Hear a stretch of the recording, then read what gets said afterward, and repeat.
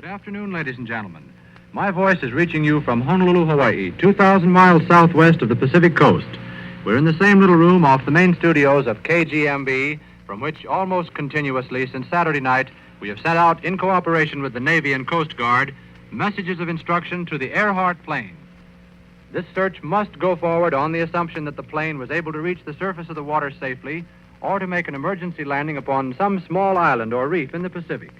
We simply cannot allow ourselves to think for 1 minute that the plane and its two occupants, Amelia Earhart Putnam and Fred J. Noonan, are not safe somewhere. Weary, strained men here in Honolulu, in communication at the centers of the Navy, Coast Guard, Pan American Airways, and KGMB, as well as the ever-increasing group of searchers in the Howland Island vicinity, won't let themselves believe anything else.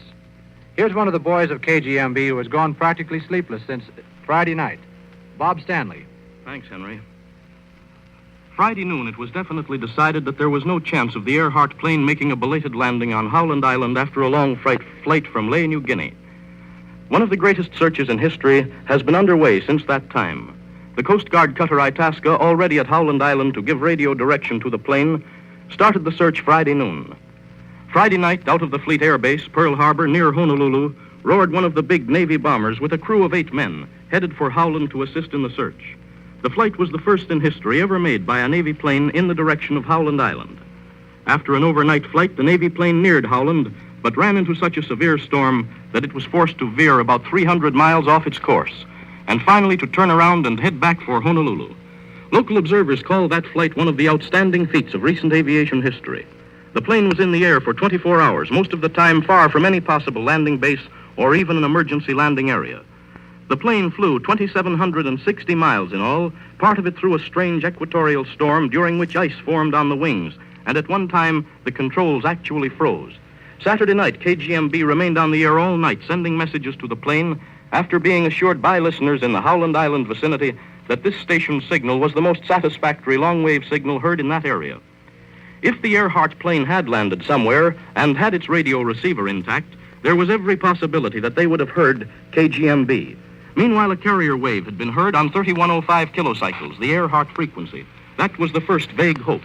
Sunday night, Coast Guard officials instructed KGMB to flash instructions at regular intervals all the early part of the evening, naming 0630 Greenwich Civil Time, which corresponded to 8 p.m. Hawaiian time, as the exact time for the big test. Then, at 0630 Greenwich Civil Time, this call went out. To the Earhart plane. To the Earhart plane. We are using every means to establish communication with you. If you hear this broadcast, please come in on 3105 kilocycles. Use key if possible, otherwise voice. If you hear this broadcast, turn your carrier signal on 1 minute so we can tune in for you.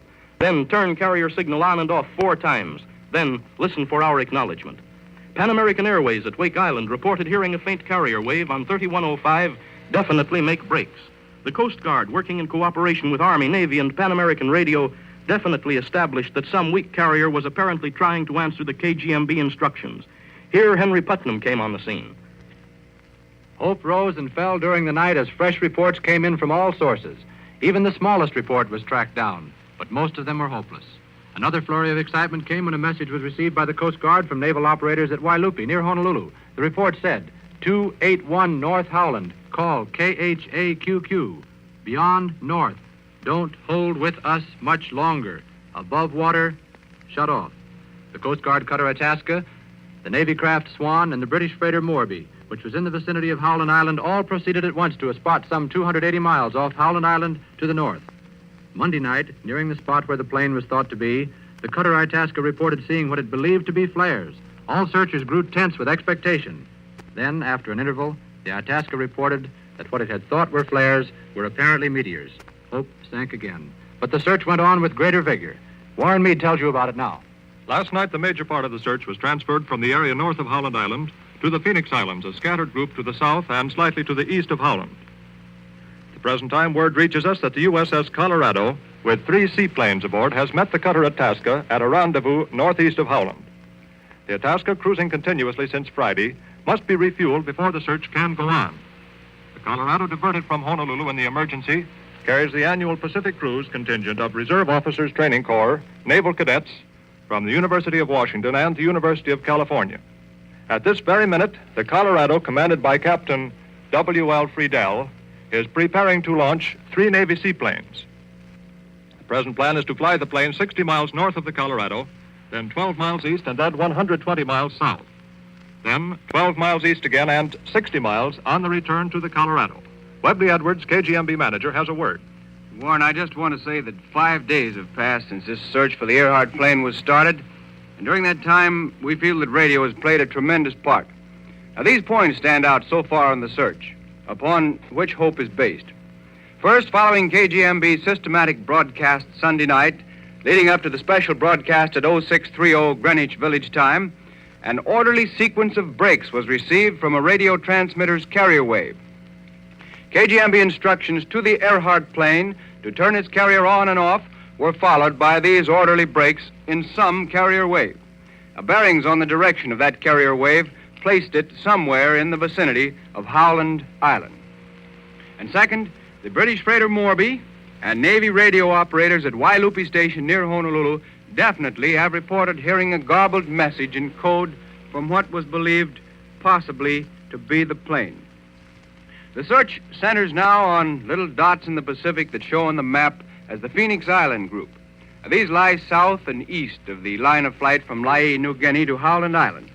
The idea is advanced that providing the plane did not estimate headwinds correctly, the plane might possibly have headed for the Phoenix Islands instead of Howland. Looking at a map of the Pacific area here before us, we can give you a better picture of where Howland and the Phoenix Islands are. From California, on the Pacific coast, draw a line about 2,000 miles down the Pacific to the south and west to Honolulu. That's where we are at this minute. And then from Honolulu, about 1,900 miles, almost in the same line, bent slightly southward, is Howland Island. More than 300 miles to the south and east are the Phoenix Islands, and one of them Canton Island. Here is an area of uncharted reefs and shoals. Now, that area receives a good broadcast signal from KGMB, according to reports from the search area. And this station, still cooperating with the Navy, is continuing to send out through the voice of Bob Stanley this hopeful message at regular intervals. Here is one of them now. To the Earhart plane. To the Earhart plane. Calling the Earhart plane. Be of good cheer, help is coming. Ships and planes are coming. The search has moved from north of Howland toward the Phoenix Group and Canton Island. It is now believed you may be on a small island or reef in the Phoenix Group. Within a few minutes, Navy planes will be launched from the USS Colorado. Be on the lookout for Navy planes from now on. This message will be repeated in 30 minutes. Meanwhile, keep tuned to the Coast Guard cutter Itasca on frequencies previously used. This is KGMB Honolulu. Be of good cheer, help is coming. Just a minute, Leo, you have someone here, I see. Yes, we have, Webb. We happen to have with us just this minute Commander W.F. Toll, commanding the Hawaiian section of the Coast Guard. All of the early operations came directly in his charge, and while the commander is not in a position to make any official statement at this minute, I wonder if he'll just say a word to our audience. On the 18th of June, the Itasca was sent to Howland Island, arriving there on the night of the 23rd. She was sent there to assist the Earhart plane for the purpose of sending radio beacon signals and to act as a plane guard. When the plane failed to arrive, the burden of making an immediate search fell on the Itasca, which was the only vessel in that vicinity. From that time on, the Coast Guard Communication Center here in Honolulu has been a clearinghouse for communication relative to the search, up until noon of July 6th, when the Coast Guard, upon authority from Coast Guard headquarters in Washington, was directed to function for this operation under the direction of the Commandant of the 14th Naval District. The Coast Guard appreciates very deeply the very willing assistance which has been given by radio station KGMB in handling outgoing test messages during the time when numerous agencies believed they were hearing signals from the Earhart plane in response to directions broadcast by the KGMB. Thank you, Commander Toll of the United States Coast Guard, and also watching this great search with unusual interest, because he has already been a part of it, is Chief Radioman E.J. McCormick of Patrol Squadron Number 6, Fleet Air Base, Pearl Harbor. Mr. McCormick was in charge of communications aboard the plane that that took off Friday evening to search for the Earhart plane. He's here now. How soon after the Earhart plane was overdue at Howland Island did you take off from Pearl Harbor, Mr. McCormick? It was 7:15 Friday evening. We would have taken off sooner, only we were waiting for official authority. And how near Howland Island were you when you were forced back to Honolulu? About 350 miles. We ran into a severe electrical storm with lightning, snow, and sleet. We had been flying blind for several hours before turning back. And did you pick up any signals from the Earhart plane? No, our greatest possibility lied in the hope of getting near Howland and searching the area in that vicinity. And about how many miles did you cover altogether in your trip? About 2,700 miles. And thank you, Chief McCormick, for coming down to our studio. And with me here now is a man who has been closely connected with trans-Pacific flying from the news standpoint for several years. Mr. Frederick E. Bohm, editor of the Sydney Sunday Sun, one of Australia's leading newspapers. Mr. Bohm is also a news commentator for Station 2GB in Sydney and instituted the first regular news broadcast in Australia in 1930. He's passing through Honolulu today aboard the liner Monterey and has just come from below the equator, near the region now being combed for Miss Earhart. As a close personal friend of both Charles Ulm and Sir Charles Kingsford Smith, two of Australia's greatest flyers, we're going to ask Mr. Bohm to say just a few words to his American audience. Mr. Bohm. It's a very great privilege indeed to be allowed to express Australia's concern and anxiety for Amelia Earhart and her companion. The more so because Australia and Hawaii are both part of what could be termed the great Pacific countries. This is indeed a repetition of the terrible days of strain which we in Australia suffered when our own airman, Charles Ulm, who was my great friend, was lost somewhere near your own city of Honolulu. And later, of course, when Sir Charles Kingsford Smith also went down in some far distant and unknown place. I express the sympathy of my people with you in the agonizing suspense of these tense days of search. And now, by the coincidence of a common tongue, I'm able to express in words which can be understood by Australians and Americans alike the pride which we too have in your magnificent airwoman, and the earnest hopes which we have also that her adventure may be but just another incident in a life so valuable to the aviation of the world. Thank you, Mr. Bohm. And now that you're here, may I ask you a question or two? Yes, certainly.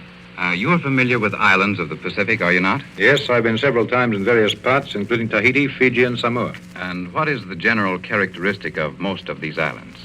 Well, if you take islands such as Fiji or Tahiti, Moorea, and Pango, they're rather generally mountainous and easily seen from the air. If, on the other hand, you consider Howland Island and other atolls, which are numerous, especially in the Phoenix group, they're very flat and they're difficult sometimes to distinguish from the deck of a ship if the islands have little vegetation, as in the case of Howland.